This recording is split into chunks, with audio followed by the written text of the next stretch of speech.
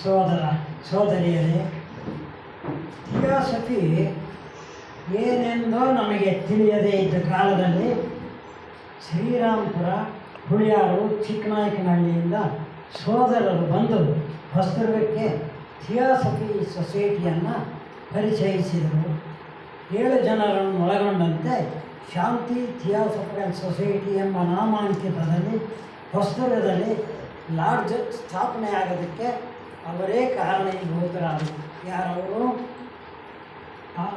HR ರುದ್ರಯ್ಯನವರು, PN Baburao, RA Nagaraja Gupta, BN Venkateshamurthy, DN Ramachandra ಶೆಟ್ಟರು, N ನಾಗರ ಶೆಟ್ಟರು, K Lakshmana Singh. ಇದನ್ನೆಲ್ಲ ಆಗಲೇ ನಮ್ಮ ಅಧ್ಯಕ್ಷರು ಹೇಳಿದ್ದಾರೆ. ಆದರೂ ಸಹ ನಾನು ಇನ್ನೊಮ್ಮೆ ಅದನ್ನು ತಮ್ಮ ಒಂದು ಗಮನಕ್ಕೆ ತರೋ ಪ್ರಯತ್ನ ಮಾಡಿದೆ. ಯಾಕೆ ಅಂದರೆ ಈ ಥಿಯಾಸಫಿಕಲ್ ಸೊಸೈಟಿ ಅವತ್ತು ಸ್ಥಾಪನೆ ಆಗಿದ್ದಕ್ಕೆ ನಾವು ಅನೇಕರು ಇಲ್ಲಿ ಸೇರಿ ಒಂದು ನಮ್ಮ ಸತ್ಸಂಗವನ್ನು ನಡೆಸೋದಕ್ಕೆ ಅವಕಾಶ ಮಾಡಿಕೊಂಡಿದ್ದೀವಿ. ಈ ಥಿಯಾಸಫಿಕಲ್ ಸೊಸೈಟಿಗಾಗಿ ಅನೇಕ ಸೋದರರು ತಮ್ಮ ಜೀವಿತಾವಧಿಯನ್ನೇ ಸಮರ್ಪಣೆ ಮಾಡಿದ್ದಾರೆ. ಅಂತಹ ಮಹನೀಯರಲ್ಲಿ ಒಬ್ಬರಾದಂಥ ಸು ಕೃಷ್ಣಮೂರ್ತಿಯವರನ್ನು ಇವತ್ತು ನಮ್ಮ ಲಾಡ್ಜ್ನ 58ನೇ ವರ್ಷದ ಒಂದು ಸವಿ ನೆನಪಿಗಾಗಿ ಅವರನ್ನು ಸ್ಮರಣೆ ಮಾಡ್ತಾ ಇದ್ದೀವಿ. ಅವರು ಅನೇಕ ಉಪನ್ಯಾಸಗಳನ್ನು ನೀಡಿದರು ಹಾಗೂ ಅನೇಕ ಗ್ರಂಥಗಳನ್ನು ಸಹ ರಚಿಸಿದರು. ನಮ್ಮ ದೊಡ್ಡ ಇವರು ನಾಗರಾಜಪ್ಪನವರು ಹೇಳಿದರಲ್ಲ, ಆ ಪ್ರಕಾರ ಅನೇಕ ಗ್ರಂಥಗಳು. ಅದರಲ್ಲಿ ಒಂದು ಗ್ರಂಥನ ಆಯ್ಕೆ ಮಾಡ್ಕೊಂಡಿದ್ದಾರೆ. ಆಯ್ಕೆ ಮಾಡಿಕೊಂಡು ಈ ವ್ಯಾಸಂಗ ಗೋಷ್ಠಿಯಲ್ಲಿ ಪರಿಚಯಿಸೋದಕ್ಕೋಸ್ಕರ ಅದನ್ನು ಇಟ್ಕೊಂಡು ಅದರಲ್ಲಿನ ಒಂದು ವಿಷಯ ಜೀವನದ ಉದ್ದೇಶ ಎಂಬ ಗ್ರಂಥ ಆಯ್ಕೆ ಮಾಡಿಕೊಂಡು ಅದೇ ಟಾಪಿಕ್ ನನಗೆ ಕೊಟ್ಟಿದ್ದಾರೆ.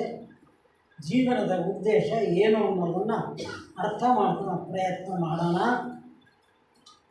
ಇನ್ನು ಸು ಕೃಷ್ಣಮೂರ್ತಿಯವ್ರ ಬಗ್ಗೆ ಒಂದೆರಡು ಮಾತು ಹೇಳಬೇಕಾಗತ್ತೆ. ಅವರಿಗೆ ಜೀವನ ಸಂಗಾತಿಯಾದಂಥ ರುಕ್ಮಿಣಿಯವರು ಸಿಕ್ಕರಲ್ಲ, ಅವರಿಗೆ ಒಂದು ಒಳ್ಳೆಯ ಒಂದು ಮಾವಿನ ಫಲ ಸಿಕ್ಕಂಗೆ ಆಯಿತು.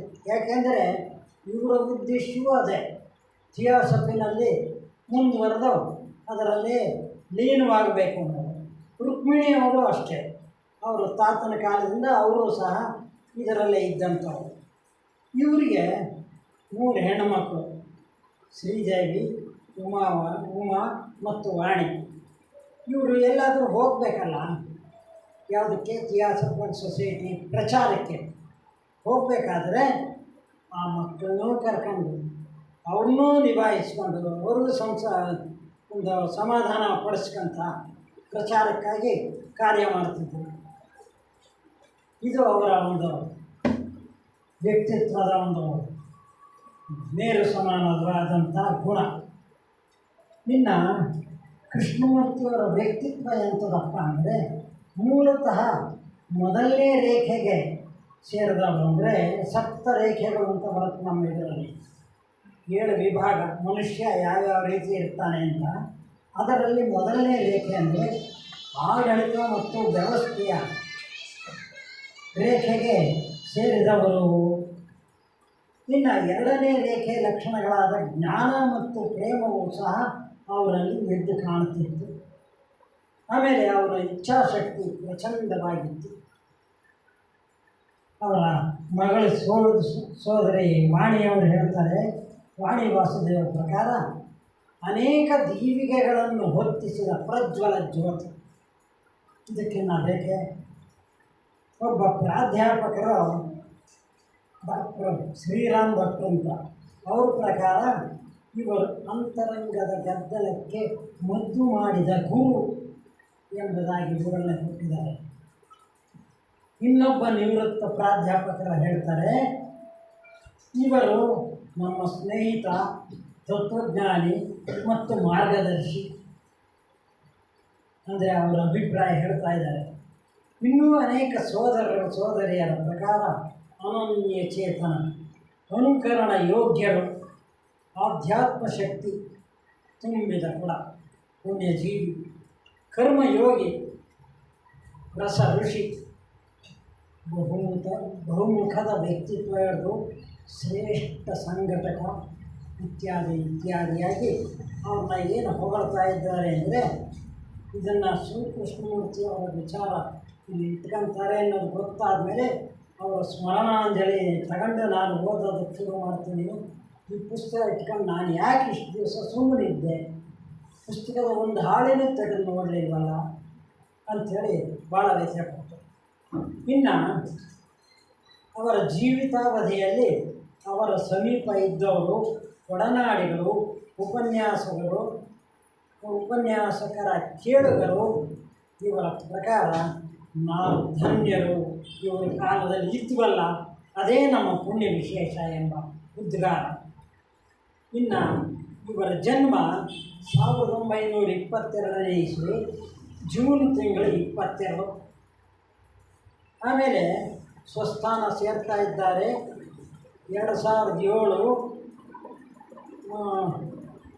ಮಾರ್ಚ್ ತಿಂಗಳು 11ನೇ ತಾರೀಕು. ಅದಕ್ಕೆ 13 ದಿವಸದ ಮೊದಲು ಕೊನೆಯ ಉಪನ್ಯಾಸ ಕೊಟ್ಟಿದ್ದಾರೆ. ಅಂದರೆ ಅವರಲ್ಲಿ ಎಷ್ಟು ಕುತೂಹಲ ಇತ್ತು, ಬಹಳ ಅವರಿಗೆ ಈ ಕೆಲಸದ ಬಗ್ಗೆ ಮತ್ತು ಯಾವ ಥಿಯಾಸಫಿಯ ಪ್ರಚಾರದ ಬಗ್ಗೆ ಎಷ್ಟು ಅವರಿಗೆ ಒಂದು ಮನಸ್ಸಿನಲ್ಲಿತ್ತು ಅನ್ನೋದನ್ನು ಅವರು ಹೇಳ್ತಾ ಇದ್ದಾರೆ. ಮತ್ತು ಬಹುಮುಖದ ವ್ಯಕ್ತಿತ್ವ ಅವರು. ಈಗ ವಿಷಯಕ್ಕೆ ಬರೋಣ ಸೋದರಿಯರೇ. ಈ ಜೀವನವೇ ಒಂದು ಸಜೀವ ನದಿಯಂತೆ. ಹೆಂಗಪ್ಪ ನದಿ ಹನಿ ಹನಿ ಬೆದರೆ ಹಳ್ಳ ಅಂತ ಹೇಳ್ತೀವಲ್ಲ, ಹನಿ ಹನಿ ಮಳೆ ಬಂದು ಹಳ್ಳ ಆಯಿತು. ಹಳ್ಳ ಆಗಿ ನಮ್ಮ ರಸ್ತೆಯಲ್ಲಿ ಹರಿದು ಹೋಯಿತು. ಹರಿದು ಹೋಗಿ ದೊಡ್ಡ ಹಳ್ಳಕ್ಕೆ ಸೇರಿತು. ಸೇರಿ ಅಲ್ಲಿಂದ ಒಂದು ನದಿ ಆಯಿತು. ನದಿಯಾಗಿ ಎಲ್ಲಿಗೆ ಹೋಗಬೇಕು, ಸಾಗರಕ್ಕೆ ಹೋಯಿತು. ಈ ರೀತಿ ನಮ್ಮ ಜೀವನವೂ ಸಹ ನದಿಯಂತೆ. ಮನುಷ್ಯ ದೇವರ ಒಂದು ಕಿಡಿಯಾಗಿ ಹೊರಹೊಮ್ಮುತ್ತಾ ಇದ್ದಾನೆ. ಪ್ರಕೃತಿದತ್ತವಾಗಿ ಬೆಳೆಯುತ್ತಾ ಅಲ್ಲಿಂದ ಕಿಡಿ ಬಂದು ಇಲ್ಲಿ ಎಲ್ಲ ಸಪ್ತ ಲೋಕಗಳ ಅಣುಗಳನ್ನು ತಾನು ಧಾರೆ ಮಾಡಿಕೊಂಡು ಧರಿಸುತ್ತಾ ಕೆಳಗೆ ಬಂದು ಖನಿಜಾವಸ್ಥೆಗೆ ಬಂದು ಸೇರುತ್ತಲ್ಲ,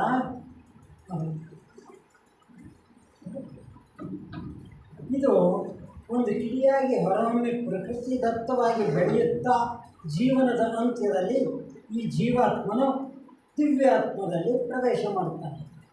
ಒಂದಿದ್ದು ಖನಿಜಾವಸ್ಥೆ ಬಂದು ಮತ್ತೆ ಅಲ್ಲಿಂದ ಮೇಲಕ್ಕೆ ಹೋಗಿ ಭಗವಂತನಲ್ಲಿ ಐಕ್ಯ ಮಾಡೋದು. ಕೇವಲ ಒಂದು ಕಿಡಿಯಾಗಿ ಸಿಡಿದು ತನಗೆ ತಾನೇ ಪ್ರಜ್ವಲಿಸುವ ಜ್ವಲೆಯಾಗಿ ಬೆಳಗಿ ಭಗವತ್ ಸಂಕಲ್ಪವನ್ನು ಪ್ರಜ್ಞಾವತ್ತಾಗಿ ತಿಳಿದು ಆ ಸಂಕಲ್ಪವನ್ನು ನೆರವೇರಿಸುವ ಕಾರ್ಯಕ್ಕೆ ತಮ್ಮನ್ನು ತಾವು ಅರ್ಪಿಸಿಕೊಳ್ಳುವುದು ಎಲ್ಲ ಜೀವನಗಳು ಮಾಡಬೇಕಾದ ಕಾರ್ಯ ಮತ್ತು ಸಾಧಿಸಬೇಕಾದ ಗುರಿ. ಇಲ್ಲಿ ಸ್ಪಷ್ಟವಾಗಿ ಕೊಟ್ಟಿದ್ದಾರೆ. ನಮ್ಮ ಉದ್ದೇಶ ಏನು ಜೀವನದ್ದು? ಸುಮ್ಮನೆ ಹುಟ್ಟಿದ್ವಿ, ಬೆಳೆದ್ವಿ, ದೊಡ್ಡವರಾದ್ವಿ, ವಯಸ್ಸಾಯಿತು, ಇರೋ ತನಕ ಹೆಂಗೋ ಕಾಲ ದಬ್ಬನ, ಒಂದು ದಿವಸ ಹೋಗೋಣ ಅನ್ನೋದಲ್ಲ. ಇಲ್ಲಿ ಪ್ರಜ್ಞಾವತ್ತಾಗಿ ನಾವು ನಮ್ಮನ್ನು ನಾವು ತಿಳ್ಕೊಳ್ತಾ ಮುಂದುವರಿಬೇಕಾಗಿದೆ. ಇದೇ ಜೀವನದ ಉದ್ದೇಶ. ಯಾವುದು? ಪ್ರಜ್ಞೆಯನ್ನು ಬೆಳೆಸ್ಕೊಳ್ಳೋದೇ ನಮ್ಮ ಜೀವನದ ಉದ್ದೇಶ. ಇದೇ ಸಂಸರಣೆಯ ನಿಯಮ. ನಾವು ಸಾಧಿಸಬೇಕಾದ ಗುರಿ ಒಂದೇ ಆದರೂ ದಾರಿಗಳು ಅನೇಕ. ಯಾಕಪ್ಪ ಅಂದರೆ ನನ್ನ ವೃತ್ತಿ ಏನೋ, ನಿಮ್ಮ ವೃತ್ತಿ ಏನೋ, ಅವ್ರದ್ದಿನ್ನೇನೋ, ಮತ್ತೊಬ್ಬರು ಮತ್ತೊಂದು, ಈ ರೀತಿ ಬೇರೆ ಬೇರೆ ವೃತ್ತಿಗಳಲ್ಲಿ ತೊಡಗ್ತೀವಿ. ಮತ್ತು ನಮ್ಮ ಸಂಸಾರ, ನಮ್ಮ ಮಕ್ಕಳು, ನಮ್ಮ ಆಜು ಬಾಜು ಎಲ್ಲವೂ ಬೇರೆ ಬೇರೆ ಇರುತ್ತೆ. ನಮ್ಮ ಮಾರ್ಗ ನಮ್ಮದಾಗುತ್ತೆ, ನಿಮ್ಮ ಮಾರ್ಗ ನಿಮ್ಮದಾಗುತ್ತೆ.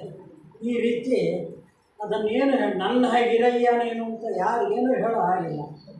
ನನ್ನ ಹಾಗಿರು ಅಂದರೆ ನಿಮ್ಮ ಮನೆಗೆ ಬರ್ತೀನಿ ಅಂತ ಹಿಂಗಾಗತ್ತೆ. ಆಗಲ್ಲ. ಆದ್ದರಿಂದ ಅವರವರಿಗೆ ಅವರದೇ ಆಲೋಚನೆಗಳು. ಪ್ರತಿಯೊಬ್ಬರಿಗೂ ಆಲೋಚನಾ ಸ್ವಾತಂತ್ರ್ಯ ಅಂತೂ ಬೇಕು.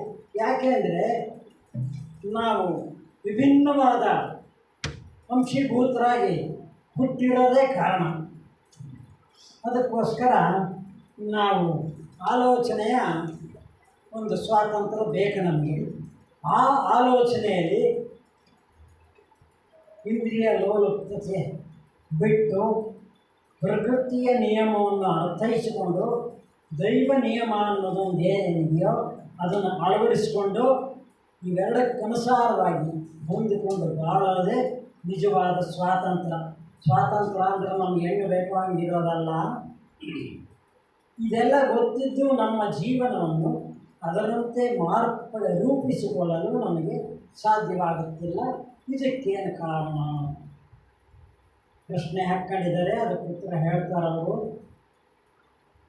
ಮುಂದುವರಿಯುತ್ತಾ ಕೃಷ್ಣಮೂರ್ತಿಯವರು ಈ ರೀತಿ ವಿವರಿಸ್ತಾರೆ. ಇದಕ್ಕೆ ಕಾರಣ ನಮ್ಮನ್ನು ಹಿಡಿದು ಹಿಂದಕ್ಕೆ ಎಳೀತಾ ಇದೆಯಲ್ಲ, ಯಾವುದು? ಮೃಗೀಯ ಶಕ್ತಿ, ಮೃಗ ಸದೃಶವಾದಂಥ. ಇದನ್ನು ವಿಜ್ಞಾನಿಗಳು ಸಹ ನಮ್ಮ ಮೆದುಳನ್ನ ಪರೀಕ್ಷೆ ಮಾಡಿ ಮೃಗದ ಒಂದು ಕವರೇಜ್ ಇದೆ, ಅದರ ಮೇಲೆ ಮನುಷ್ಯನ ಕವರೇಜ್ ಇದೆ ಅಂಥೇಳಿ ಅದನ್ನು ಪ್ರಸ್ತುತಪಡಿಸಿದ್ದಾರೆ. ಹಾಗಾಗಿ ಮೃಗದ ಶರೀರಿನೇ ನಾವಿನ್ನು. ನಮ್ಮಲ್ಲಿ ಹಿಂದಕ್ಕೆ ಎಳೆಯದ ಮೃಗೀಯ ಶಕ್ತಿ ಭಾವನೆಗಳು ಮೆದುಳೊಳಗೆ ಒಳಗಿದಾವಲ್ಲ, ಅವು ವಾಪಸ್ ಎಳೀತಾರೆ. ನೀವು ಹೋಗಬೇಡ ಮುಂದಕ್ಕೆ, ನಾನು ಹೋಗ್ತೀನಿ ಅಂತ ಪ್ರಜ್ಞೆ ಹೇಳುತ್ತೆ. ಇಲ್ಲಿ ಮೃಗೀಯ ಶಕ್ತಿ ವಾಪಸ್ ಎಳೆಯುತ್ತೆ. ನಮ್ಮ ಈ ಜೀವನವೆಂಬ ನದಿ ಭಗವಂತನೆಂಬ ಉನ್ನತ ಶಿಖರದಲ್ಲಿ ಹುಟ್ಟಿದೆ. ಅತ್ಯಂತ ಸೂಕ್ಷ್ಮ ತತ್ವಲೋಕದಿಂದ ಅತ್ಯಂತ ಘನೀಭೂತವಾದ ಸ್ಥೂಲ ಪ್ರಪಂಚದವರೆಗೂ ಹರಿದು ಬಂದಿದೆ. ಘನೀಭೂತವಾದಾಗ ಈ ಜೀವದ ಪ್ರಜ್ಞೆ ಬೆಳಕಿಗೆ ಮಿತಿ ಉಂಟಾಗುತ್ತೆ. ಯಾವಾಗ ಆ ಜೀವಾತ್ಮ ಅಲ್ಲಿಂದ ಬರ್ತಾನೆ, ಬಂದು ಘನೀಭೂತವಾಗಿ ಖನಿಜದಲ್ಲಿ ಪ್ರವೇಶ ಮಾಡುತ್ತೆ. ಪ್ರವೇಶ ಮಾಡಿದರೆ ಅಲ್ಲಿ ಏನು ಪ್ರಜ್ಞೆ ಬೆಳೆಸ್ಕೊಳ್ಳೋದಕ್ಕೆ ಅವಕಾಶ ಇಲ್ಲ. ಅಲ್ಲಿ ಏನಿದ್ರೂ ಸುಮ್ಮನೆ ಇರುತ್ತೆ. ಆಮೇಲೆ ಖನಿಜ ವರ್ಗ ತಲುಪಿದ ನಂತರ ಯಾಕೋ ಅದಕ್ಕೆ ಚಟುವಟಿಕೆ ಶುರು ಆಗುತ್ತೆ ಒಂಚೂರು. ಅದು ವಿಧಿ ಸಂಸ್ಕರಣೆಯ ಒಂದು ವಿಚಾರವೇ ಹಾಗೆ. ಆವಾಗ ಸಂಸ್ಕರಣೆಯೊಳಗೆ ಯಾವಾಗ ಮುಂದೆ ಹೋಗೋದಕ್ಕೆ ಪ್ರಯತ್ನ ಪಡುತ್ತೆ, ಖನಿಜದಿಂದ ಸಸ್ಯ ಊರ್ಧ್ವ ಲೋಕಗಳ ಕಡೆಗೆ ಏನು ಬೇಕು, ಖನಿಜದಿಂದ ಸಸ್ಯ ವರ್ಗಕ್ಕೆ ಬರುತ್ತೆ. ಸಸ್ಯದಿಂದ ಮೃಗ, ಮೃಗದಿಂದ ಮಾನವ, ದೇವಮಾನವ. ಆಮೇಲೆ ಇಲ್ಲಿ ಖನಿಜದಲ್ಲಿರುವಂಥದ್ದು ಸಸ್ಯವರ್ಗಕ್ಕೆ ಬರುತ್ತೆ. ಅಂದರೆ ಖನಿಜಾಂಶಗಳನ್ನೇ ತೆಗೆದುಕೊಂಡು ಸಸ್ಯ ಬೆಳೆಯುತ್ತೆ. ಅದು ಎಲ್ಲರಿಗೂ ಗೊತ್ತು, ವಿಜ್ಞಾನ ಓದಿರುವಂಥ. ಸಸ್ಯಗಳಿಂದ ಮಾರ್ಪಾಟಾಗಿ ಮೃಗೀಯ ಒಂದು ಜನ್ಮ. ಮೃಗದಿಂದ ಮುಂದುವರಿತ ಪ್ರಜ್ಞೆ ಬೆಳೀತಾ ಮಾನವನಾಗಿ ಆಮೇಲೆ ಮಾನವನಾದಾಗಲೂ ಪ್ರಜ್ಞೆ ಬೆಳೆಸ್ಕೊಂಡಾಗ ದೇವಮಾನವ ಆಗೋದಕ್ಕೆ ಸಾಧ್ಯವಾಗುತ್ತೆ. ದೇವಮಾನವನಾಗಿ ಆಮೇಲೆ ಅವನ ಪ್ರಯತ್ನ ಪೂರ್ತಿ ಕೆಳಗಿನ ಮನಸ್ಸಿನಿಂದ ತೊಡೆದು ಹಾಕಿ ಮೇಲು ಊರ್ಧ್ವ ಮನಸ್ಸಿಗೆ ಹೋಗಿದ್ದಾನೆ. ಅಲ್ಲಿಂದ ಭಗವಂತನಲ್ಲಿ ಐಕ್ಯವಾಗೋ ಪ್ರಯತ್ನನೇ ಹೊರತು ದೇವಮಾನವೊಂದು ಇನ್ನೇನು ಇಲ್ಲ ಅವನು. ಈ ರೀತಿ ವಿವಿಧ ಘಟ್ಟಗಳಲ್ಲಿ ಜೀವನ ಸಂಸರಣ ಪಥದಲ್ಲಿನ ಮೆಟ್ಟಿಲುಗಳು ಮಾತ್ರ ಇವು. ಖನಿಜ, ಸಸ್ಯ, ಮೃಗ, ಮಾನವ, ಜೀವಮಾನವ ಇವೇ ಶಾಶ್ವತ ಅಲ್ಲ. ಆ ಜೀವಾತ್ಮ ಮಾತ್ರ ಮೇಲಿಂದ ಕಿಡಿಯಿಂದ ಬಂದವನು ಮತ್ತೆ ಮೇಲಕ್ಕೆ ಹೋಗಿ ಭಗವಂತನಲ್ಲಿ ಐಕ್ಯವಾಗೋ ತನಕ ಹೋಗಲೇಬೇಕು. ಅವನದೇ ಜೀವಾತ್ಮನ ಮಾತ್ರ ಶಾಶ್ವತ. ಅವನ ಯಾಕೆಂದರೆ ಬಂದಿರೋದೇ ಅಲ್ಲಿಂದ ಜೀವಾತ್ಮ, ಮತ್ತು ಅಲ್ಲಿಗೆ ಹೋಗ್ತಾನವನು. ಇವೆಲ್ಲ ಏನೂ ಅಲ್ಲ ಈ ದೇಹಗಳು, ಇವೆಲ್ಲ ಇಲ್ಲೇ ಬಿಟ್ಟು ಹೋಗೋದೆ. ಮುಂದಕ್ಕೆ ಹೋಗೋಣ, ದಿನ ಹಿಂದಕ್ಕೆ ಚಲಿಸೋದಿಲ್ಲ. ಇದು ಸೃಷ್ಟಿಯ ನಿಯಮವೂ ಇದೇ ರೀತಿ ಇದೆ. ಜೀವಾತ್ಮ ಮೇಲಿನ ಲೋಕದಿಂದ ಕೆಳಗಿನ ಲೋಕಕ್ಕೆ ಬರುವಾಗ ಏನು ಮಾಡ್ತಾನೆ ಜೀವಾತ್ಮ? ಪೂರ್ತಿ ಬರ್ತಾನ ಅಂದರೆ ಇಲ್ಲ, ಪ್ರಜ್ಞೆಯ ಒಂದು ಅಂಶ ಮಾತ್ರ ಕಳಿಸ್ತಾನೆ. ಜೀವಾತ್ಮ ಅಲ್ಲೇ ಇದ್ದಾನೆ, ಪ್ರಜ್ಞೆಯ ಒಂದು ಅಂಶ ಕೆಳಗೆ ಕಳಿಸಿದ್ದಾನೆ. ಆಗ ಸುಪ್ತಾವಸ್ಥೆಯಲ್ಲಿ ಊರ್ಧ್ವಲೋಕಗಳಲ್ಲಿಯೇ ಇರ್ತಾನೆ ಯಾರು? ಪೂರ್ತಿ ಜೀವಾತ್ಮ. ಕೆಳಗೆ ಹರಿದು ಬಂದ ಪ್ರಜ್ಞೆಯ ಅಂಶ ಮೇಲಿನ ಲೋಕದಲ್ಲಿರುವ ಜೀವಾತ್ಮನ ಇಳಿಯುವಿಕೆಗೆ ಅನುಕೂಲವಾಗುವಂತೆ ಬೇಕಾಗುವ ಉಪಾಧಿಗಳನ್ನು ಸೃಷ್ಟಿಸುತ್ತೆ. ಇಲ್ಲಿ ಪ್ರಜ್ಞೆಯ ಒಂದು ಅಂಶ ಏನು ಮಾಡುತ್ತೆ? ಕೆಳಗೆ ಬಂದು ಜೀವಾತ್ಮನಿಗೆ ಅನುಕೂಲವಾಗುವಂಥ ಉಪಾಧಿಗಳ ಸೃಷ್ಟಿ ಮಾಡೋದಕ್ಕೆ ಪ್ರಯತ್ನ ಮಾಡುತ್ತೆ. ಅದು ಅನೇಕ ವರ್ಷಗಳ ಶತಮಾನಗಳ ಕಳೆಯುತ್ತೆ ಜೀವಾತ್ಮನಿಗೆ. ಜೀವಾತ್ಮ ಅಂದರೆ ನಾನು ನೀನು ಅಂತ ಯಾರು ಲೆಕ್ಕ ಹಾಕೋಬೇಡಿ, ಪರಮಾತ್ಮನ ಒಂದು ಅಂಶ. ರಾಗಭಾವಗಳ ಪ್ರಜ್ಞಾಕೋಶ ಮತ್ತು ಮನಸ್ಸೇ ಅವು ಉಪಾಧಿಗಳು. ರಾಗಭಾವಗಳ ಪ್ರಜ್ಞಾಕೋಶ ಮತ್ತು ಮನಸ್ಸು ಅವೆರಡು ಸೃಷ್ಟಿ ಆಗಬೇಕು. ಈ ದೀರ್ಘಕಾಲದಲ್ಲಿ ಜೀವಾತ್ಮನ ಪ್ರಜ್ಞಾಂಶವು ಖನಿಜ ವರ್ಗ ತಲುಪಿದೆ. ಜೀವಾತ್ಮನ ಒಂದು ಪ್ರಜ್ಞಾಮಟ್ಟ ಸಸ್ಯವರ್ಗ ಬರುತ್ತೆ, ಆಮೇಲೆ ಮೃಗವರ್ಗಕ್ಕೆ ಏರುತ್ತೆ. ಮೃಗವರ್ಗದಲ್ಲಿ ಸಹ ಒಂದು ಅಂತ್ಯ ಅಂತ ಇದೆ. ಅಂತ್ಯ ಅಂದರೆ ಮೇಲಿಂದು. ಸಂಸರಣೆಯ ಈ ಪಥದಲ್ಲಿ ತಾನು ಸೃಷ್ಟಿಸಿದ್ದ ರಾಗಭಾವಗಳ ಏನು ಜೀವಾತ್ಮ ಇಲ್ಲಿ ಒಂದು ಅಂಶ ಬಂದು ಸೃಷ್ಟಿ ಮಾಡ್ತು, ರಾಗಭಾವಗಳ ಮತ್ತು ಮನಸ್ಸು ಅದನ್ನು ಅಲ್ಲಿ ಕಳಿಸುತ್ತೆ ಸೀದಾ ಜೀವಾತ್ಮನಿಗೆ. ಊರ್ಧ್ವಲೋಕದಲ್ಲಿ ಕಾಯ್ತಾ ಇದ್ದಾನಲ್ಲ ತನ್ನ ಒಡೆಯ, ಅವನಿಗೆ ಕಳಿಸುತ್ತೆ. ಅಲ್ಲಿಂದ ಅರ್ಪಣೆ ಆಗುತ್ತಲ್ಲ, ಅದನ್ನು ಸ್ವೀಕಾರ ಮಾಡ್ತಾನೆ. ಅಲ್ಲಿಂದ ಏನಾಗುತ್ತೆ? ಜೀವಾತ್ಮ ತಾನೇ ಸ್ವತಃ ದೇಹ ಧಾರಣೆ ಮಾಡಿ ಮನುಷ್ಯನ ಜೀವನವನ್ನು ಪ್ರವೇಶ ಮಾಡುತ್ತಾನೆ, ಪ್ರಾರಂಭಿಸುತ್ತಾನೆ. ಅಲ್ಲಿಂದ ಆ ಭಾವ ಯಾವುದು? ರಾಗಭಾವ. ರಾಗಭಾವ ಅಂದರೆ ಸ್ವಲ್ಪ ನಿಮಗೆ ಅರ್ಥವಾಗಬೇಕಲ್ಲ.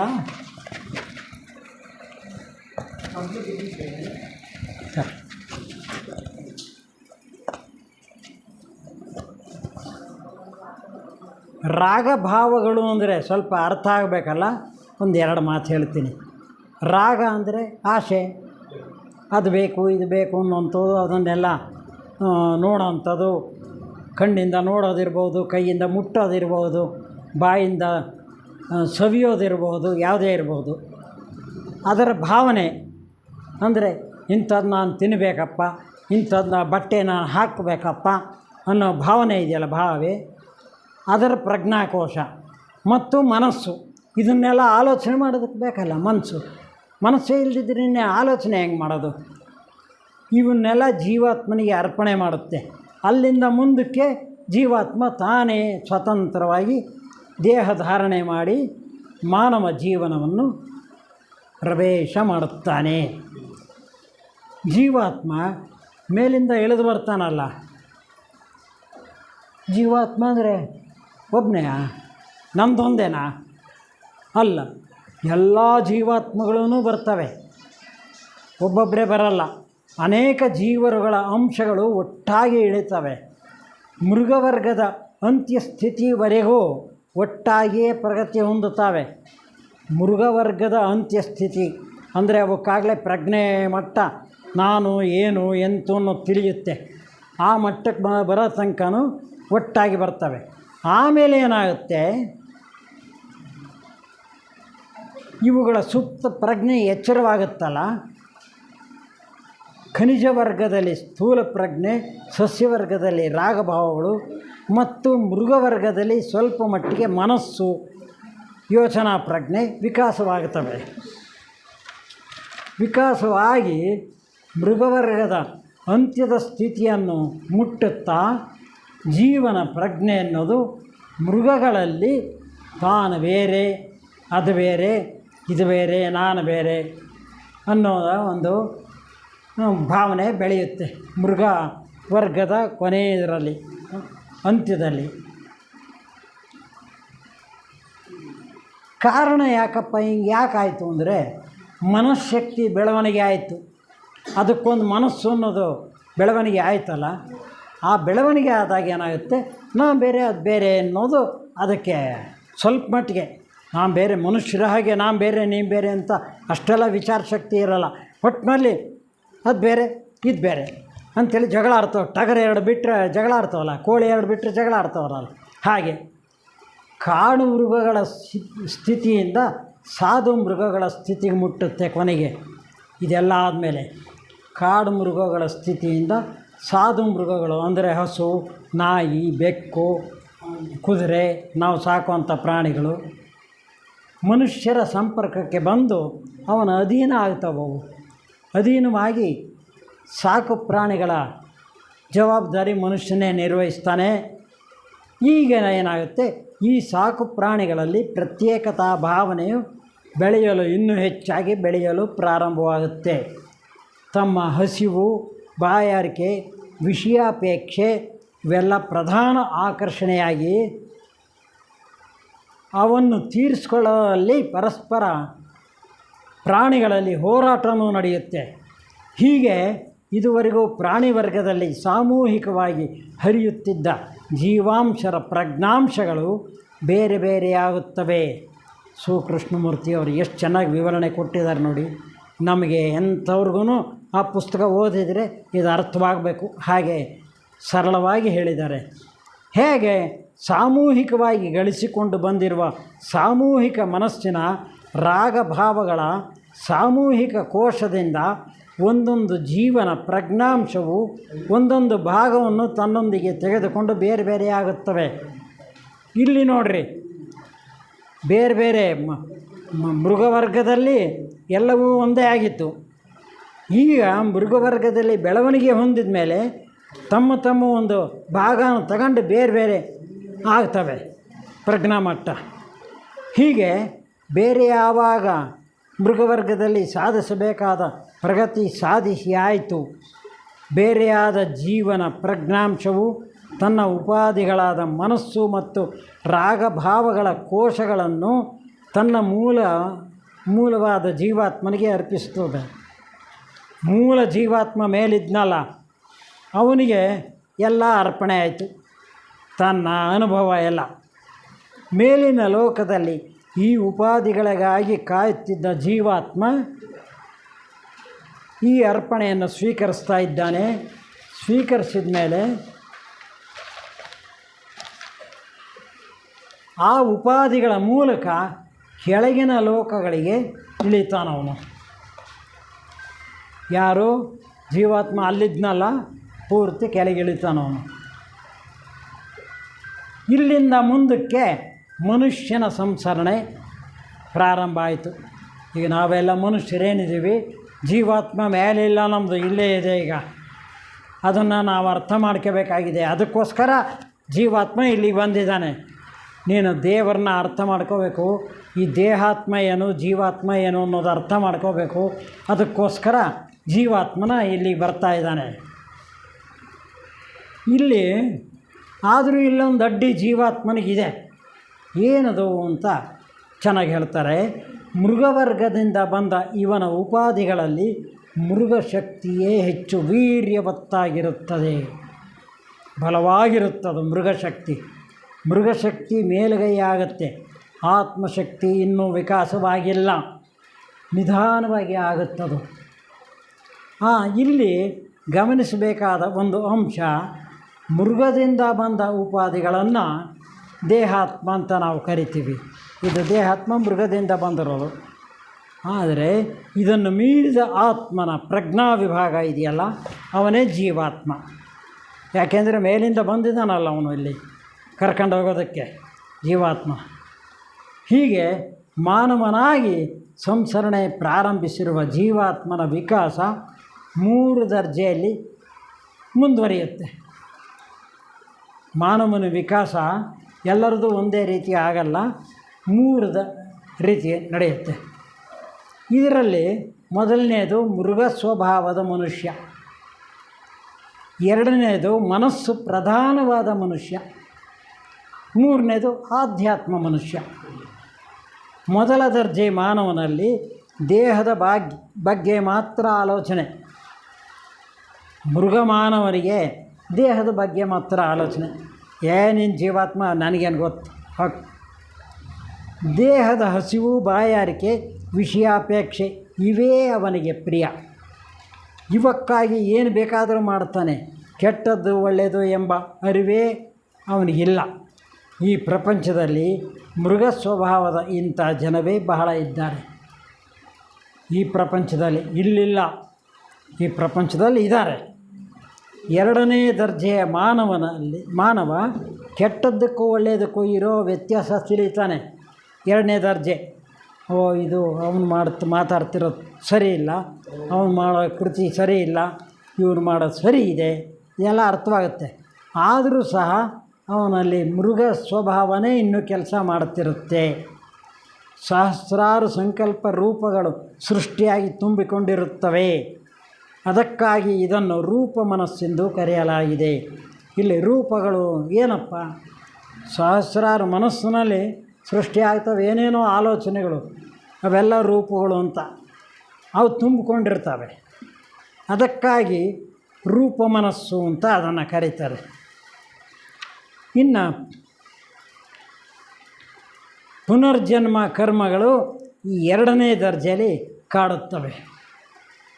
ಪುನರ್ಜನ್ಮ ಕರ್ಮಗಳು ನಾವು ಮಾಡಿ ಬಂದಿರೋ ಕರ್ಮ ಇದೆಯಲ್ಲ ಹಿಂದಿನ ಜನ್ಮದ್ದು, ಅವು ಕಾಡ್ತವೆ. ಇದಕ್ಕೆ ಅತೀತವಾಗಿರುವಂಥ ಮನಸ್ಸನ್ನು ಅರೂಪ ಮನಸ್ಸು ಅಂತ ಹೇಳ್ತಾರೆ. ಇವೆಲ್ಲದಕ್ಕೂ ಅತೀತವಾಗಿದೆ ಅದು. ಅರೂಪ ಮನಸ್ಸು ಸದಾ ಭಗವತ್ ಚಿಂತನೆ ಒಳಗಿರುತ್ತೆ, ಮೇಲಿನ ಲೋಕಗಳ ಚಿಂತನೆ ಒಳಗಿರುತ್ತೆ ಮತ್ತು ಒಳ್ಳೆಯ ವಿಚಾರಗಳ ಸಂಕಲ್ಪವೇ ಅದರ ಮನಸ್ಸಿನಲ್ಲಿರುತ್ತೆ. ಈ ಅರೂಪ ಮನಸ್ಸಿನ ಪ್ರಜ್ಞೆ ಎಚ್ಚರಗೊಳ್ಳಬೇಕಾದ್ದು ಎರಡನೇ ದರ್ಜೆ ಜೀವನದಾದರೂ ರೂಪ ಮನಸ್ಸು ಬಂಧನದಲ್ಲಿಟ್ಟಿರುತ್ತೆ. ಎರಡನೇ ದರ್ಜೆ ಮನುಷ್ಯನಲ್ಲಿ ರೂಪ ಮನಸ್ಸು ಅದನ್ನೇನು ಬಂಧನದಲ್ಲಿ ಇಟ್ಕೊಂಡಿದೆ. ಸ್ವಾರ್ಥ, ವಿಷಯಾಪೇಕ್ಷೆ, ವಂಚನೆ, ದುರಾಸೆ, ಮೋಸ, ಕ್ರೌರ್ಯ, ದ್ವೇಷ, ಅಹಂಕಾರ, ಕಂಡಿದ್ದೆಲ್ಲ ತನಗೆ ಬೇಕು ಎಂಬ ರಾಮಾಯಣ ಕಾಲದ ರಾವಣರು, ಇತಿಹಾಸದ ಅಲೆಕ್ಸಾಂಡರ್ ಹಿಟ್ಲರ್ಗಳಂತೂ ದೇಹಾತ್ಮನ ಕೋರಿಕೆಗಳನ್ನು ತೀರಿಸಿಕೊಳ್ಳಲು ಪ್ರಯತ್ನ. ಅವರೆಲ್ಲ ಹೇಗೆ ತಾನೇ ಮಾಡಿದ್ದು? ಒಳ್ಳೆಯ ಮೇಧಾವಿಗಳು, ಬೇಕಾದಂಥ ವೀರ್ಯವತ್ತಾದ ಜನ, ಅಲೆಕ್ಸಾಂಡರ್ ಆಗಲಿ ಹಿಟ್ಲರ್ ಆಗಲಿ. ಆದರೆ ಅವರ ಭಾವನೆ ಹೇಗಿತ್ತು ಅಂದರೆ ದೇಹಾತ್ಮದ ಕೋರಿಕೆ ಮಾತ್ರ. ಜೀವಾತ್ಮನ ಬಗ್ಗೆ ಆಗಲಿ ಅರೂಪ ಮನಸ್ಸಿನ ಬಗ್ಗೆ ಆಗಲಿ ಅವರ ಆಲೋಚನೆ ಮಾಡಲೇ ಇಲ್ಲ. ಹೀಗೆ ಮುಂದುವರಿಯುತ್ತಾ ಅನುಭವಗಳು ಪಕ್ವವಾದಾಗ ಅರ್ಥವಾಗುತ್ತೆ. ಅಹಂಕಾರ, ಸ್ವಾರ್ಥ, ವಿಷಯಾಪೇಕ್ಷೆ ಇವೆಲ್ಲ ಕ್ಷಣಿಕ. ಯಾವಾಗ ಅನುಭವಗಳು ನಮ್ಮಲ್ಲಿ ಪಕ್ವ ಆಗ್ತಾ ಬರ್ತವೆ ಆವಾಗ ಎಲ್ಲರಿಗೂ ಅರ್ಥವಾಗುತ್ತದು. ನಿಮಗೆಲ್ಲ ಕ್ಷಣಿಕ ಯಾವುದು ಅನ್ನೋದು ಗೊತ್ತಾಗ್ತಾ ಇದೆ. ಈ ಅಲ್ಪ ಸುಖಕ್ಕೆ ದೀರ್ಘಕಾಲ ಯೋಜನೆ ಹಾಕಿ ಕಷ್ಟಪಟ್ಟು ಸಾಧಿಸ್ತೇವೆ. ಇಷ್ಟು ಕ್ಷಣಿಕವಾದ ಅಲ್ಪ ಸುಖಕ್ಕೆ ಒಂದು ಉದಾಹರಣೆ ಹೇಳ್ತೀನಿ. ನಾನೀಗ ಸುಮಾರು 10-12 ವರ್ಷದ ಕೆಳಗೆ ಹಾಡಬೇಕು ಅನ್ನೋದು ಆಸೆ, ಕೊಳಲು ನುಡಿಸ್ಬೇಕು ಅನ್ನೋದು ಆಸೆ. ಎಲ್ಲಾದರೂ ಹೋದರೆ ನನಗೆ ಅವಕಾಶ ಸಿಗಲಿಲ್ಲ ಅಂದರೆ ದುಃಖ, ಬೇಸರ. ಈಗ ಅದಿಲ್ಲ. ಯಾರು ಹಾಡ್ತಾರೆ ಕೇಳಬೇಕು, ಅವ್ರು ಹಾಡಿದ್ರಾ, ಇವ್ರು ಚೆನ್ನಾಗಿ ಹಾಡಿದ್ರಾ ಕೇಳಬೇಕು. ಇದೊಂದು ಸುಮ್ಮನೆ ಎಕ್ಸಾಂಪಲ್ ಹೇಳಿದೆ. ಅಲ್ಪ ಸುಖಕ್ಕೆ ನಾವು ದೀರ್ಘಕಾಲ ಯೋಜನೆ ಹಾಕಿ ಏನು ಕೊಳಲು ಕಲ್ತಿದ್ದು ಒದ್ದಾಡಿದ್ದು ಅದರಿಂದ ಸಿಕ್ಕಿದ್ದೇನು ಏನೂ ಇಲ್ಲ. ತೆಗೆದಿಟ್ಟಿದ್ದೀನಿ ಈಗ ಅಲ್ಲಿ. ಕಷ್ಟಪಟ್ಟು ಸಾಧಿಸ್ತೀವಿ. ಆದರೆ ಬಿಸಿಲು ಕುದುರೆಯಂತೆ ಬಂದು ಮಾಯವಾಗುತ್ತೆ, ಎಲ್ಲವೂ ಮಾಯವಾಗುತ್ತೆ. ಇದರಿಂದಾಗಿ ದೀರ್ಘಕಾಲದ ದುಃಖ, ಅಸಮಾಧಾನ, ಭಯ, ಕಷ್ಟ, ಅನಿಶ್ಚಿತತೆ ಕಾಡಿಸುತ್ತವೆ. ಇದು ಇಡೀ ಜೀವಿತಾವಧಿಯಲ್ಲಿ ಪುನಃ ಪುನರಾವರ್ತನೆ ಆಗ್ತವೆ. ನಮ್ಮ ಹಿಂದಿನ ಜೀವನ ಜ್ಞಾಪಿಸ್ಕೊಂಡು ಅದನ್ನು ಅವಲೋಕನ ಮಾಡಿದಾಗ ನನಗೆ ಅರ್ಥವಾಗುತ್ತೆ. ಎಲ್ಲರಿಗೂ ಅಷ್ಟೇ, ಅವ್ರವ್ರದ್ದು ಅವ್ರಿಗೆ ಅರ್ಥವಾಗುತ್ತೆ. ಕೊನೆಗೊಮ್ಮೆ ಬೇಸರ ಹುಟ್ಟಲು ಪ್ರಾರಂಭ. ಈ ಬೇಸರ ಅನ್ನೋದೇ ಅತಿಯಾದಾಗ ರೂಪ ಮನಸ್ಸಿನ ಮೃಗ ಸ್ವಭಾವ ಕಡಿಮೆ ಆಗುತ್ತಾ ಬರುತ್ತೆ. ಯಾವಾಗ ಅದು ಕಡಿಮೆ ಆಯಿತೋ ಅರೂಪ ಮನಸ್ಸಿನಲ್ಲಿ ಸುಪ್ತಾವಸ್ಥೆಯಲ್ಲಿದ್ದ ಪ್ರಜ್ಞೆ ಎಚ್ಚರಗೊಂಡು ವಿಜೃಂಭಿಸೋದಕ್ಕೆ ವ್ಯಕ್ತವಾಗೋದಕ್ಕೆ ಪ್ರಾರಂಭವಾಗುತ್ತೆ. ಇದರ ಎಚ್ಚರದೊಡನೆ ವಿವೇಕ ಅನ್ನೋದು ಉದ್ಭವ ಆಗುತ್ತೆ. ಇದರಿಂದಾಗಿ ಅರೂಪ ಮನಸ್ಸಿನಲ್ಲಿ ಸುಪ್ತವಾಗಿದ್ದ ಅನೇಕ ಸೂಕ್ಷ್ಮ ಶಕ್ತಿಗಳು ಎಚ್ಚರಗೊಳ್ಳುತ್ತವೆ. ಅರೂಪ ಮನಸ್ಸು ಒಂದು ಮೇಲಿಂದು ಸುಪ್ತವಾಗಿತ್ತಲ್ಲ, ಅಲ್ಲಿ ಸೂಕ್ಷ್ಮ ಶಕ್ತಿಗಳು ಅನೇಕ ಇದ್ದವು, ಅವು ಎಚ್ಚರಗೊಳ್ಳುತ್ತವೆ. ಹಾಗೂ ನಾನು ಎಂಬ ಅಹಂಕಾರ, ನನ್ನದು ಎಂಬ ಸ್ವಾರ್ಥ, ಸ್ವಾಭಿಮಾನ, ವಿಷಯಾಪೇಕ್ಷೆಗಳು ಇವೆಲ್ಲ ಕಡಿಮೆ ಆಗ್ತಾ ಬರ್ತವೆ. ಇವುಗಳಿಂದ ದುಃಖನೇ ವಿನಃ ಸುಖವಿಲ್ಲ. ಯಾವುದು? ಸ್ವಾರ್ಥ, ಸ್ವಾಭಿಮಾನ, ವಿಷಯಾಪೇಕ್ಷೆಗಳು. ಇದು ಜೀವನದ ನಿಜವಾದ ಉದ್ದೇಶವಲ್ಲ ಎಂಬ ಅರಿವು ಬೆಳೆಯತೊಡಗಿದಾಗ ಆ ಜೀವಿ 3ನೇ ದರ್ಜೆಯನ್ನು ಪ್ರವೇಶ ಮಾಡ್ತಾನೆ. ಇಲ್ಲಿ 1, 2, 3 ದರ್ಜೆ ಹೇಳಿದ್ನಲ್ಲ, 3ನೇ ದರ್ಜೆಗೆ ಕರ್ಕೊಂಡು ಹೋದ್ರೆ ನಮ್ಮನ್ನು ಕೃಷ್ಣಮೂರ್ತಿಯವರು. 3ನೇ ದರ್ಜೆಯಲ್ಲಿ ಮೃಗತ್ವವನ್ನು ತನ್ನ ಅಧೀನಕ್ಕೆ ತೆಗೆದುಕೊಂಡು ಮೃಗಮಾನವ ನಿಜ ಮಾನವನಾಗುತ್ತಾನೆ. ಈ ಸ್ಥಿತಿಯಲ್ಲಿ ನಮಗೆ ವಿವೇಕ, ವೈರಾಗ್ಯ, ಶಮಾಧಿ, ಷಟ್ ಸಂಪತ್ತಿ, ಪ್ರೇಮ ಸ್ವಭಾವಗಳು ಏಕಕಾಲದಲ್ಲಿ ಹೂವು ಹೇಗೆ ಅರಳುತ್ತೆ, ಒಂದೇ ಸಾರಿ ಅರಳಿದ್ದು ಬೆಳೆಯಲು ಪ್ರಾರಂಭ ಆಗುತ್ತೆ ಮತ್ತು ಸುವಾಸನೆಯನ್ನು ಬೀರುತ್ತೆ. ಇಲ್ಲಿಂದ ಮುಂದಕ್ಕೆ ಜೀವಾತ್ಮ ಅವನ ಬೆಳವಣಿಗೆ ವೇಗವಾಗುತ್ತಾ ಬರುತ್ತೆ. ಇದಕ್ಕೊಂದು ಉಪಮಾನ ಅಂದರೆ, ಹೊಗೆಯಿಂದ ಕೂಡಿದ ಬೆಂಕಿ ಮೊದಲು ಹೊಗೆ ಆಡ್ತಾ ಇರುತ್ತೆ, ಆಮೇಲೆ ಬೆಂಕಿ ಪ್ರಜ್ವಲಿಸೋದಕ್ಕೆ ಶುರುವಾದಾಗ ದಗನೇ ಉರಿಯುತ್ತಲ್ಲ, ಅದನ್ನು ಹೇಳಿದ್ದಾರೆ ಇಲ್ಲಿ. ಜೀವಿಯ ಬೆಳವಣಿಗೆ ವೇಗ ಪಡೆದ ನಂತರ ಅಗ್ನಿಜ್ವಾಲೆ ಪ್ರಜ್ವಲಿಸಿ ಅರಿವು ಹೆಚ್ಚಿಸಿ ಅಂತರಾತ್ಮನ ಗುಪ್ತ ಶಕ್ತಿಗಳು ಎಚ್ಚರಗೊಂಡಾಗ ಮೃಗ ಸ್ವಭಾವದ ಆಶೆಗಳು ತಮ್ಮ ಆಕರ್ಷಣೆಯ ಶಕ್ತಿಯನ್ನು ಕಳೆದುಕೊಳ್ಳುತ್ತವೆ. ಜೀವಿಯ ಬೆಳವಣಿಗೆ ಯಾವಾಗ ವೇಗ ಪಡೆಯುತ್ತೆ, ಅಗ್ನಿಜ್ವಾಲೆ ಪ್ರಜ್ವಲಿಸುತ್ತೆ, ಅರಿವು ಹೆಚ್ಚಾಗತ್ತೆ, ಅಂತರಾತ್ಮನ ಗುಪ್ತ ಶಕ್ತಿಗಳು ಎಚ್ಚರಗೊಳ್ಳುತ್ತವೆ, ಆವಾಗ ಮೃಗ ಸ್ವಭಾವದ ಆಶೆಗಳು ತಮ್ಮ ಆಕರ್ಷಣೆಯ ಶಕ್ತಿಯನ್ನೇ ಕಳೆದುಕೊಳ್ಳುತ್ತವೆ. ಮೃಗ ಸ್ವಭಾವ ಅನ್ನೋದು ಕೆಳಗೆ ಸುಪ್ತವಾಗಿ ಹೋಗುತ್ತೆ, ಅಡಿಗೆ ಹೋಗುತ್ತೆ. ಜೀವಿಯ ಪ್ರಜ್ಞೆಯು ಲೌಕಿಕವಾದ ಆಶಾಪಾಶಗಳನ್ನು ಹುಡುಕಾಡುವಂಥ, ಅವುಗಳಲ್ಲಿ ಆನಂದ ಕಾಣುವಂಥ ಬಯಕೆಗಳನ್ನೇ ಬದಿಗೊತ್ತಿ ಊರ್ಧ್ವಮುಖದಲ್ಲಿ ಏರತೊಡಗುತ್ತದೆ. ಯಾವಾಗ ಲೌಕಿಕವಾದ ಆಶಾಪಾಶಗಳನ್ನು ಹುಡುಕಾಡುವಂಥ ಪ್ರಜ್ಞೆನೇ, ಬುದ್ಧಿನೇ ಕೆಳಗೆ ಹೋಗ್ಬಿಟ್ಟಿದೆ ರೂಪ ಮನಸ್ಸಿನಲ್ಲಿ, ಊರ್ಧ್ವಮುಖದಲ್ಲಿ ಏರೋದಕ್ಕೆ ಶುರುವಾಗುತ್ತೆ. ಯಾವುದು? ನಮ್ಮ ಬುದ್ಧಿ ಪ್ರಜ್ಞೆ. ಈ 3ನೇ ದರ್ಜೆಯ ಮನುಷ್ಯ ನೋಡುತ್ತಿದ್ದಾನೆ, ದೂರದಲ್ಲಿ ಪರ್ವತ, ತುತ್ತ ತುದಿಯಲ್ಲಿ ಶಿಖರ, ಕಣ್ಣಿಗೆ ಸನಿಹ, ಕಣ್ಣಿಗೆ ಭಾಳ ಹತ್ತಿರ. ಇಲ್ಲೇ ಭೈರಪ್ಪನ ಬೆಟ್ಟ ತುದಿ ಇಲ್ಲಿಂದ ಕಣ್ಣಿನಿಂದ ನೋಡ್ತೀವಿ, ಕಾಲಿಗೆ ದೂರ. ಆದರೂ ಸಹ ನಡೆಯಲೇಬೇಕು, ಶಿಖರವನ್ನು ಮುಟ್ಟಲೇಬೇಕು. ಯಾವಾಗ ಮನುಷ್ಯ ತನ್ನ ಸರ್ವ ದುಃಖಗಳಿಗೂ ಆಸೆಯೇ ಕಾರಣ, ಆಸೆಗೆ ಮೂಲ ಅಹಂಕಾರ, ಸ್ವಾರ್ಥ, ಸ್ವಾಭಿಮಾನ ಎಂದು ತಿಳಿದಿದ್ದಾನೆ, ಅವನಿಗೆ ದೂರದ ಪರ್ವತ ಎಡರು ತೊಡರುಗಳಿಂದ ಆವೃತ್ತವಾಗಿದ್ದರೂ ಸಹ ಪರ್ವತದ ತುಟ್ಟ ತುದಿಯ ಶಿಖರ ಎಂದೆನಿಸೋದೇ ಇಲ್ಲ. ಹೋಗ್ತಾ ಹೋಗ್ತಾ ಹತ್ತಿರ ಎಂದು ತಿಳಿತಾನೆ. ಇನ್ನೊಂದು ಉದಾಹರಣೆ, ಮೋಡಗಳಿಂದ ಭೈರಪ್ಪನ ಬೆಟ್ಟ ಮುಚ್ಚಿಬಿಟ್ಟಿದೆ, ಕಾಣಿಸ್ತಿಲ್ಲ. ಅಥವಾ ಈ ಕಡೆ ತಿರ್ಗಾನ, ಪೂರ್ವದಲ್ಲಿ ಒಂದು ಮೋಡ ಇದೆ, ಮೋಡದ ಒಳಗೆ ಹಿಂದೆ ಪರ್ವತ ಇದೆ, ಕಾಣ್ತಾ ಇಲ್ಲ, ಮೋಡ ಕಾಣ್ತಾ ಇದೆ. ಆವಾಗ ದಿಗ್ಗನೆ ಗಾಳಿ ಬಂದು ಮೋಡ ಅರಿಗಾಗತ್ತೆ. ಸೂರ್ಯನ ಬೆಳಕಿನಲ್ಲಿ ಪರ್ವತ ಕಾಣ್ತಾ ಇದೆ, ಅಲ್ಲಿ ನೋಡ್ತಾ ಇದ್ದೀವಿ. ಹೀಗೆ ರವಿಯ ದರ್ಶನ ಆಗಿದೆ, ಆ ಬೆಳಕಿನಲ್ಲಿ ಶಿಖರ ಕಾಣ್ತಾ ಇದೆ. ಅಜ್ಞಾನವೆಂಬ ಕತ್ತಲೆ, ಈ ರೀತಿ ಮನುಷ್ಯ ಬುದ್ಧಿಮಟ್ಟದ ಪ್ರಜ್ಞೆಯಲ್ಲಿ ಆಲೋಚನೆ ಮಾಡಿದಾಗ ಮೋಡಗಳಿಂದ ಆವೃತವಾಗಿದ್ದ ಶಿಖರದ ಹಿಂಭಾಗದಲ್ಲಿದ್ದಂಥ ರವಿ ಮೇಲಕ್ಕೆ ಬಂದು ಮೋಡಗಳಿಂದ ಹೊರಗಾಗಿ ನಮ್ಗೆ ಹೇಗೆ ಕಾಣ್ತಾನೋ ಹಾಗೆ ಆಶಾ ಸಂಕಲ್ಪಗಳ ಅಡ್ಡಿಗಳೆಲ್ಲ ನಮಗೆ ದೃಗ್ಗೋಚರವಾಗುತ್ತವೆ.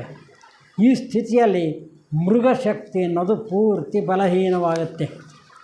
ಮನಸಾತೀತವಾದಂಥ ಆತ್ಮಶಕ್ತಿ ಹೆಚ್ಚಾಗುತ್ತೆ. ಇದೇ 3ನೇ ದರ್ಜೆ ಮೊದಲನೇ ಮೆಟ್ಟಿಲು. ಯಾವಾಗ ಈ ರೀತಿಯ ಒಂದು ಭ್ರಮೆ ಕಳ್ಕೊಂಡ್ವಿ ಆವಾಗ ಈ ಮೆಟ್ಟಿಲಲ್ಲಿ ಮೃಗಮಾನವ ನಿಜವಾದ ಮಾನವನಾಗುತ್ತಾನೆ. ಆದರೂ ಮೃಗದಿಂದ ಬಂದ ಮನಸ್ಸೇ ಉಪಯೋಗಿಸ್ತಾ ಇದ್ದಾನಿನ್ನು. ಯಾಕೆಂದರೆ ಮೃಗದಿಂದ ಬಂದಿರೋದೆ ಆ ಮನಸ್ಸೇ ಉಪಯೋಗಿಸೋದು. ಮನಸ್ಸು ಪರಿಶುದ್ಧವಾಗಿದೆ, ಆದರೂ ಮೃಗ ಸ್ವಭಾವವೇ ಕೆಳ ಮನಸ್ಸೇ. ಮೇಲ್ಮನೆಯಲ್ಲಿ ಅಂತರಾತ್ಮ ಎಚ್ಚರವಾಗಿದ್ದಾನೆ. ಈ ಪ್ರಯತ್ನ ಮಾನವ ಆಧ್ಯಾತ್ಮ ಮಾನವನಾಗಲು ಹೊರಟಿರುವ ಒಂದು ಸಂಧಿಕಾಲ. ಅದು ಕೆಳ ಮನಸ್ಸು ಮೇಲ್ಮನಸ್ಸು ಎರಡೂ ಬ್ಯಾಲೆನ್ಸ್ ಮಾಡ್ಕೊಂತ ಆಮೇಲೆ ಕೆಳ ಮನಸ್ಸು ಕರಗೋಗುತ್ತೆ, ಮೇಲ್ಮನಸ್ಸು ಎಚ್ಚರವಾಗುತ್ತೆ. ಈಗ ನಮ್ಮಲ್ಲಿರೋ ಗುಪ್ತ ದೈವಿ ಶಕ್ತಿಗಳು ಹೊರಹೊಮ್ಮಲು ಪ್ರಾರಂಭಿಸ್ತಾ ಇದ್ದಾವೆ. ಅವು ಪ್ರೇಮ, ಅನುಕಂಪ, ದಯೆ, ವಿನಯ, ತ್ಯಾಗ, ನನಗೇ ಬೇಕೆಂಬ ಸ್ವೀಕಾರ ಮನೋಭಾವನೆ ತೊಲಗುತ್ತೆ. ಅಯ್ಯೋ ಇದು ನನಗೆ ಬೇಕಾಗಿತ್ತಲ್ಲ. ಯಾವಾಗ ನಾನು ಅನ್ನೋದಿದ್ದಾಗ, ನಾನು ಅನ್ನೋದು ಕಳ್ಕೊಂಡ್ಮೇಲೆ ನನಗೆ ಬೇಕು ಅನ್ನೋ ಪ್ರಶ್ನೆ ಇಲ್ಲ ಬಂತು, ಇಲ್ಲ. ಇವಾಗ ಇತರರಿಗೆ ಕೊಡಬೇಕೆಂಬ ಮನೋಭಾವ ಬೆಳೆಯುತ್ತೆ. ಇತರರ ಸಂತೋಷವೇ ನನ್ನ ಸಂತೋಷವೆಂಬ ಭಾವ, ದೈವ ಸಂಕಲ್ಪವಾದ ಲೋಕಚಿಂತನೆಯೇ ಅದರ ಅರಿವು ಉಂಟಾಗುತ್ತೆ. ಲೋಕಚಿಂತನೆ ಮತ್ತು ಇತರರ ಸಂತೋಷವೇ ನನ್ನ ಸಂತೋಷ, ಆಧ್ಯಾತ್ಮ ಮೂಲ ಇದು. ಈ ಅರಿವು ನಮ್ಮನ್ನು 3ನೇ ದರ್ಜನೆಯ 2ನೇ ಮೆಟ್ಟಿಲಿಗೆ ಕೊಂಡೊಯ್ತಾ ಇದೆ. ಈ ಪ್ರಯತ್ನದಲ್ಲಿ ಅಂದರೆ ಮನಸ್ಸಿನಲ್ಲಿರೋ ಮೃಗೀಯ ಸ್ವಭಾವ ತೆಗೆದು ಹಳೆಯ ವಾಸನೆಗಳನ್ನು ದೂರ ಮಾಡಿ ಮನಸ್ಸನ್ನೇ ಶುದ್ಧೀಕರಿಸುವಂಥ ಪ್ರಯತ್ನದಲ್ಲಿ ಹೊಸ ಮನಸ್ಸನ್ನೇ ಸೃಷ್ಟಿಸಬೇಕಾದ ಸಂದರ್ಭದಲ್ಲಿ ಮನಸ್ಸಿಗೆ ಅತೀತವಾದ ಬುದ್ಧಿ ಪ್ರಜ್ಞೆ ಎಚ್ಚರವಾಗಬೇಕು. ಇದನ್ನು ಇಂಟ್ಯೂಷನ್ ಅಂತಾರೆ ಇಂಗ್ಲೀಷ್ನವರು, ನಾವು ಬುದ್ಧಿ ಪ್ರಜ್ಞೆ ಅಂತೀವಿ. ಮನಸ್ಸಿನೊಳಗೆ ಬಂಧಿತರಾದ ನಾವು ಮನಸ್ಸಿಗಿಂತ ಮೇಲಿನ ಬುದ್ಧಿ ಪ್ರಜ್ಞೆಯನ್ನು ಅರ್ಥ ಮಾಡಿಕೊಳ್ಳೋದು ಹೇಗೆ? ಮನಸ್ಸಿನೊಳಗೆ ಬಂಧಿತರಾಗಿ ನಮ್ಮ ಮನಸ್ಸು ಹೇಳದಂಗೆ ನಾವು ಕೇಳ್ತಾ ಇರ್ತೀವಿ. ಆ ಮೇಲಿನ ಮಟ್ಟದ ಅದನ್ನು ಪ್ರವೇಶ ಮಾಡೋದು ಹೇಗೆ? ಅದರೊಳಗೆ ಪ್ರವೇಶ ಮಾಡೋದು ಹೇಗೆ? ಅದನ್ನು ಹೇಗೆ? ನಿಸ್ವಾರ್ಥ ಪ್ರೇಮದ ಬಲ ಹಾಗೂ ನಾವೆಲ್ಲ ಭಗವಂತನ ಅಂಶಗಳೇ, ಆದ್ದರಿಂದ ನಾವೆಲ್ಲ ಒಂದೇ ಎಂಬ ಏಕತ್ವದ ಜ್ಞಾನ, ಇವುಗಳಿಂದ ಕೂಡಿದ ನಮ್ಮ ಯೋಚನೆ, ಭಾವನೆ ಮತ್ತು ಕಾರ್ಯಗಳು ಉಪಾಧಿಗಳಾಗಿ ಇವುಗಳ ಮೂಲಕ ನಮ್ಮ ಅಂತರಂಗವನ್ನು ಶುದ್ಧ ಮಾಡುತ್ತವೆ. ಯಾವಾಗ ಇಲ್ಲಿ ಉಪಾಧಿಗಳು ಎರಡಿದಾವಲ್ಲ, ಯೋಚನೆ, ನಮ್ಮ ಯೋಚನೆ, ಭಾವನೆ, ಕಾರ್ಯಗಳು ಇವೆಲ್ಲ ಏಕತ್ವ, ನಾವೆಲ್ಲ ಒಂದೇ ಅನ್ನೋ ಭಾವನೆ, ಸೋದರ ಭಾವನೆ, ಇವೆಲ್ಲ ಬೆಳಕಂಡು ಎಚ್ಚರವಾದಾಗ ಇವೆಲ್ಲ ಅಂತರಂಗ ಶುದ್ಧವಾಗ್ತಾ ಬರುತ್ತೆ. ಇದರಿಂದ ಸುತ್ತಮುತ್ತಲಿನ ವಾತಾವರಣ ಶುದ್ಧವಾಗಿ ಇತರರ ಅಂತರಂಗವನ್ನು ಶುದ್ಧ ಮಾಡುತ್ತವೆ. ಇದೇನು ಸುಮ್ಮನೆ ಇರಲ್ಲ. ಆ ಪುಸ್ತಕ ಓದಿದ ಕೂಡಲೇ ನನ್ನ ತಲೆಗೇನೋ ಬಿಸಿ ಮುಟ್ಟಿಸ್ತು. ನನ್ನ ತಲೆಗೆ ಬಿಸಿ ಮುಟ್ಟಿಸಿದ ಮೇಲೆ ನಾನು ಸುಮ್ಮನಿದ್ದೀನ, ನಿಮಗೂ ಬಿಸಿ ಮುಟ್ಟಿಸ್ತಾ ಇದ್ದೀನಿ. ಹೀಗೆ ಸುತ್ತಮುತ್ತಲಿನ ವಾತಾವರಣವೇ ಶುದ್ಧವಾಗೋದಕ್ಕೆ ಪ್ರಯತ್ನ ಆಗುತ್ತೆ. ಈ ಗುಣಗಳು ಅಂತರ್ಮುಖವಾಗಿ ಅರೂಪ ಮನಸ್ಸನ್ನು ಮುಟ್ಟುತ್ತವೆ. ಇವೆಲ್ಲ ಗುಣಗಳು ನಮ್ಮವೇನಿದ್ದಾವೆ, ಏಕತ್ವದ ಗುಣ, ಜ್ಞಾನ, ನಾವೆಲ್ಲ ಭಗವಂತನ ಅಂಶ ಅನ್ನೋದು, ಇವೆಲ್ಲ ಒಳ್ಳೆಯವೇನಿದ್ದಾವೆ ಅವೆಲ್ಲ ಅರೂಪ ಮನಸ್ಸಿನ ಅಂತರ್ಮುಖವಾಗಿ ಅರೂಪ ಮನಸ್ಸನ್ನು ಮುಟ್ತವೆ. ಈ ತಾಡನದಿಂದ ಏನಾಗುತ್ತೆ, ಸುಪ್ತಾವಸ್ಥೆಯಲ್ಲಿದ್ದ ಅರೂಪ ಮನಸ್ಸು ಎಚ್ಚರಗೊಂಡು ಕ್ರಿಯಾಶೀಲವಾಗುತ್ತೆ. ಈ ರೀತಿ ಎಚ್ಚರಗೊಂಡ ಮನಸ್ಸಿನ ಪ್ರಜ್ಞೆ ನಮ್ಮ ಯೋಚನೆ, ಭಾವನೆ, ಕಾರ್ಯಗಳ ಯಜಮಾನಿಕೆ ವಹಿಸುತ್ತೆ.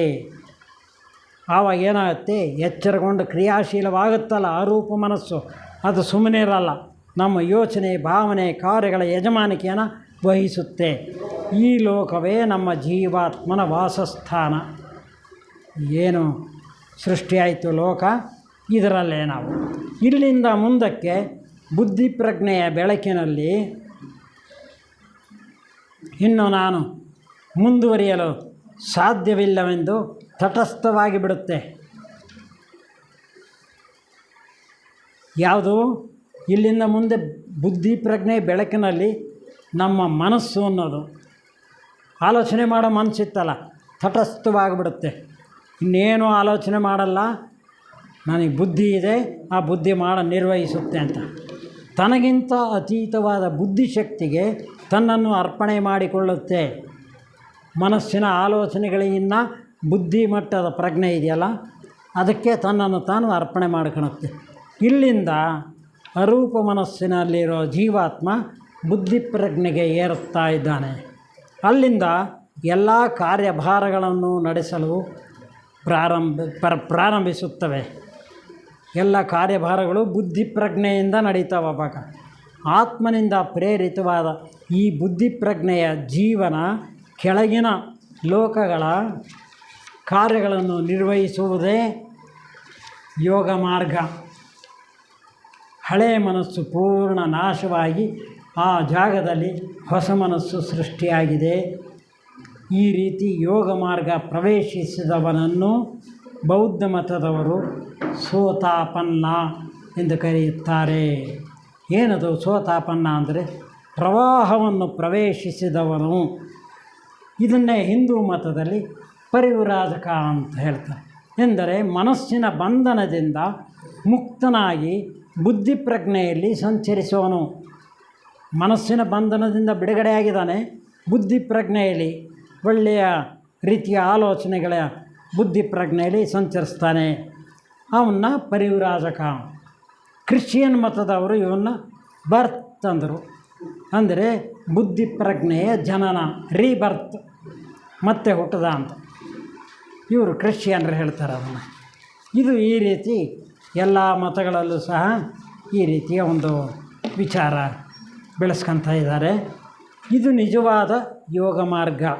ಈ ರೀತಿ ಮೇಲ್ಮಟ್ಟದ ಪ್ರಜ್ಞೆಯಲ್ಲಿ ಬದಲಾವಣೆ ಆಗಬೇಕು.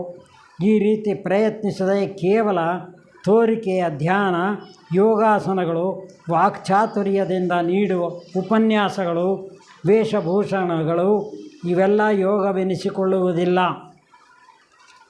ನಿಜವಾದ ಯೋಗಿ ವೇಷಭೂಷಣಗಳಿಗೆ ಇಷ್ಟಪಡ್ತಾನ, ನಾನು ಮಾತಾಡ್ತೀನಿ, ಅಲ್ಲಿ ಬರ್ತೀನಿ, ಇಲ್ಲಿ ಬರ್ತೀನಿ ಅಂತಾನ? ಇಲ್ಲ. ಯೋಗಾಸನಗಳು ಹಾಕ್ತಾನೆ, ಅವನ ಪಾಡಿಗೆ ಅವನು ಹಾಕ್ಕಂತಾನೆ ಅಷ್ಟೇ, ತೋರ್ಸೋಕ್ಕೆ ಬರಲ್ಲ. ಈ ರೀತಿ ಯೋಗಿ, ನಿಜವಾದ ಯೋಗಿ ನಿಗರ್ವಿಯು, ನಿರಾಡಂಬರ ಜೀವಿಯು, ಮೌನಿಯು, ಪ್ರೇಮ ಭರಿತನೂ ಆಗಿ ಎಲ್ಲರಲ್ಲಿಯೂ ಎಲ್ಲದರಲ್ಲಿಯೂ ಅಡಗಿರುವ ದೈವ ಶಕ್ತಿಯನ್ನು ನೋಡಬಲ್ಲವನೂ ಆಗುತ್ತಾನೆ. ದೇಹ ಮನಸ್ಸುಗಳನ್ನು ತನ್ನ ಹತೋಟಿಯಲ್ಲಿಟ್ಟುಕೊಂಡಿರುತ್ತಾನೆ. ಇಂಥವರು ಲಕ್ಷಕ್ಕೊಬ್ಬರು ದೊರೆಯಬಹುದೇನೋ. ಇಂಥವರೇ ನಿಜವಾದ ಜ್ಞಾನಿಗಳು, ನಿಜವಾದ ನಾಯಕರು, ಯೋಗ ಮಾರ್ಗದಲ್ಲಿ ಸಂಚರಿಸುವಂಥವರು.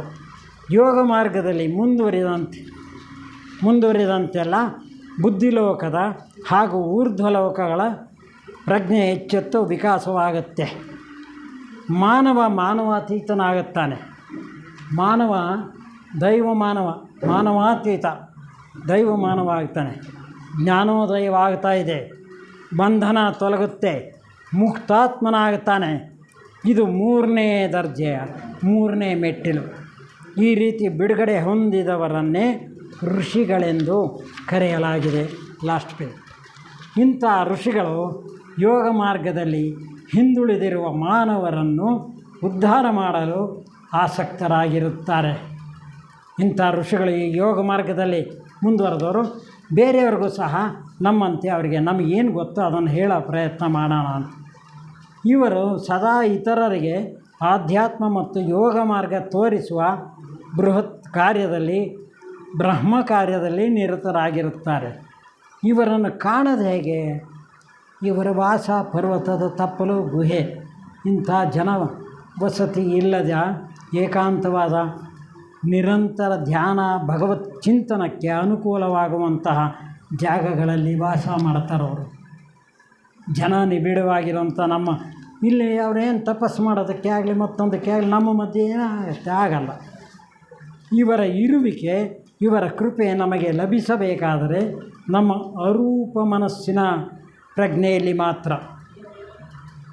ಯಾಕೆಂದರೆ ನಾವೇನೋ ಮನಸ್ಸಿನಲ್ಲಿ ಇಟ್ಕೊಂಡು ಅವ್ರ ಹತ್ರ ಹೋದಾಗ ಅವರ ಒಂದು ಸಮಾಗಮ ನಮಗೆ ಆಗಲ್ಲ.